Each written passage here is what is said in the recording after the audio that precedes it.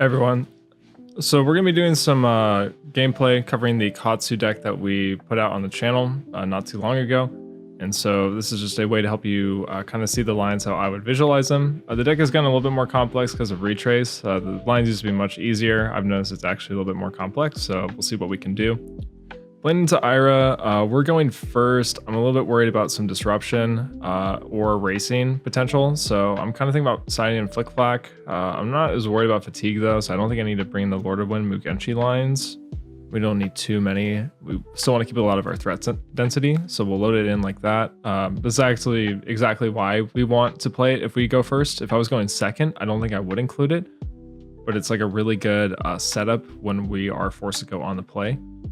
The only thing is I probably want to copy a Flusterfist either in the yard or I want it back in the deck. So we may see if we can just sneak in 1 damage here and then pass. Seems like we're going to get away with it, so we'll go ahead and just Arsenal Flick Flack and pass turn. We draw another Flusterfist. This hand is pretty non-functional, to be honest. I think we're probably just going to look for a good way to use our cards defensively. And maybe just sending 4 and then going from there. The only thing here is trying to figure out if there's a way that we could bait the Scar Wraps, because Ira not having a weapon I think is pretty massive in this matchup. This deck has trouble playing the Vengeance cards, so I think there's a good chance she actually gets stuck without a weapon. The only thing though is I think from here on out, I don't really know if we're actually going to be blocking that much, so if she does play a Vengeance hand, I think it's probably going to connect anyway. So we could just take the easy line here. We could just block for 7, just playing the D-React in response, but I really do like the idea of trying to actually like basically permanently wipe out this weapon. I think this deck actually would have a lot of trouble playing its 2-card hands, especially coming in for 7. That's more of a macro-based idea. It's very possible that that actually might have been correct here, and I would need more reps against this kind of Ira deck to know that. It made sense intuitively, but like I said, you know, if they just send a hand that's like one of the 0-for-4 Vengeance cards, at this stage in the game, from here on out, I'm probably never blocking anyway, because this deck is so aggressive that it probably doesn't matter. This is kind of weird. I like the idea of maybe pushing this over, and then we can just go grab a Seek Vengeance and play it. Since they don't really have any good blocking equipment, either this is eating a D-React or getting 2 cards, or we're getting our weapon back. But the only thing is we could have considered actually, you know, maybe playing another 100 wins, but I think all of that is a worse value line. The thing with this deck is you do kind of need to set up a little bit. Like, you're going to chip damage, and like this deck plays a little bit more combo focused, so not every single hand feels like you're playing like Syndra, where everything is just easy floor. Like, you'll draw a lot of completely non-functional hands in this deck, but then you'll draw like a particular hand that's able to deal like 30 plus in a single turn. So that's typically why you would want to play something like Katsu. We get Mask, which is like crazy this early. We do see Red Seek Vengeance, so I feel at least like a little bit vindicated about my decision regarding blocking out the Scar Wrap. This hand is pretty intense, so I'm kind of liking keeping this, but I mean, we can block with some stuff if we need to. CNC does kind of throw a wrench, but not as much as you would think here. I mean, this is actually pretty non-playable. My idea was we were going to pitch our Gust Wave, play our Gust Wave, play Bonds, go grab Vengeance, and then Arsenal to Be Like Water. Or we could actually keep the Gust Wave in Arsenal and pitch the Be Like Water. We could also play the Be Like Water too. A lot of good options here. I think we're just going to eat 7. Probably keep the Gust Wave in hand.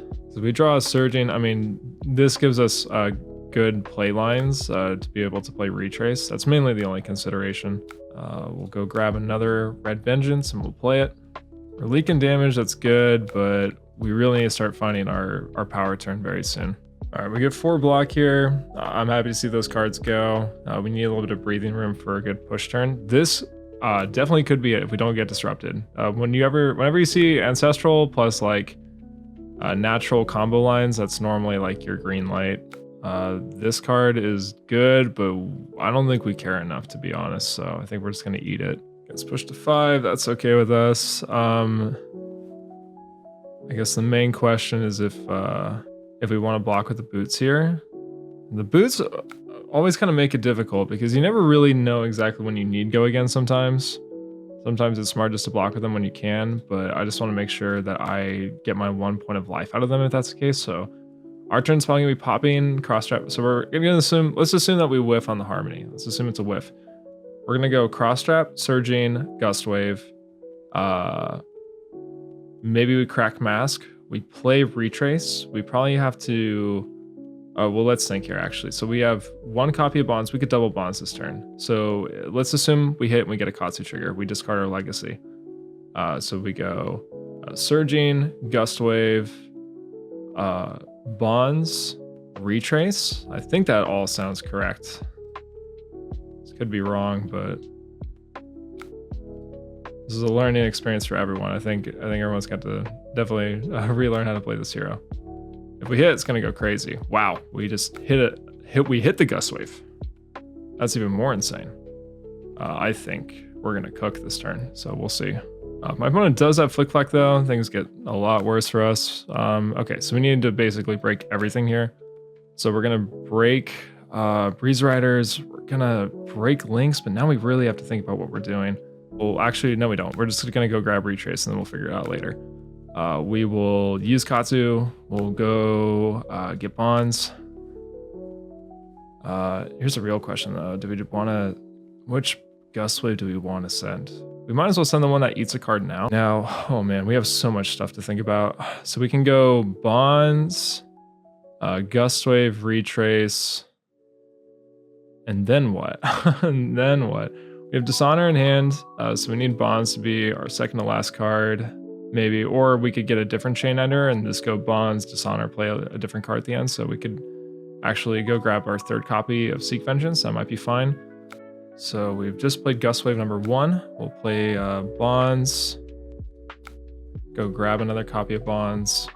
Retrace, naming it a Gust Wave card. It doesn't matter which one. And then we're going to bonds, go get Red Vengeance.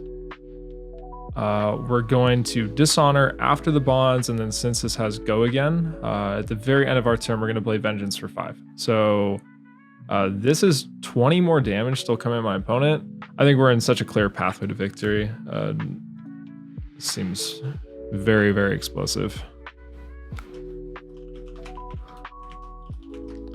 All right, so my opponent decides to scoop it up there. I'm trying to, let me see if that would have, so would have had an extra 5 that turn. So it would have been 33, I think. So definitely high end of it for sure. Let's see the next hand, see how it would have gone after that. So if my opponent decides to keep playing it out, our next hand isn't really that good, but we can push it over with Be Like Water. Potentially, this actually could be a really good hand because we would draw into the Gust Wave. Be Like Water would potentially hit. Let's see if they're going to draw a D-React. They're not going to draw a D-React. So good likelihood that hits unless they overblock. So if that hits, we get to turn it into Surging Strike, and then we have a Gust Wave. We could go grab a different combo finisher, but the Ancestral lets us get the Katsu Tutor. So I think we're probably in a good spot to wrap it up after that, but like hopefully that makes sense. Most of the deck is just playing basically around bonds, and then just deciding if you want to do a Descendant line, if you're prioritizing raw damage, or if you're going for a Dishonor line, or if you want to get Whelming Gust Wave because you're playing into a matchup where you think the on hit is actually just going to be more valuable. And basically 90% of the deck revolves around this, and then your combo turn is just usually trying to find a way to like double bonds like we did on that turn, using like Retrace plus your legs. Harmony just let us like really push the damage over the top, but if we, for instance, didn't hit the Whelming off of the Harmony and we just whiffed, we would just use the bonds, and instead of getting the Red Vengeance at the end, we would just go grab like another Gust Wave card, probably like Gust Wave of the Second Wind, send another 5.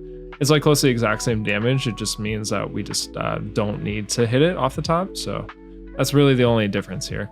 But hopefully that helps you understand how to play the deck a little bit better. But I can try to get some more if people need more clear examples. But until next time, thank you for watching.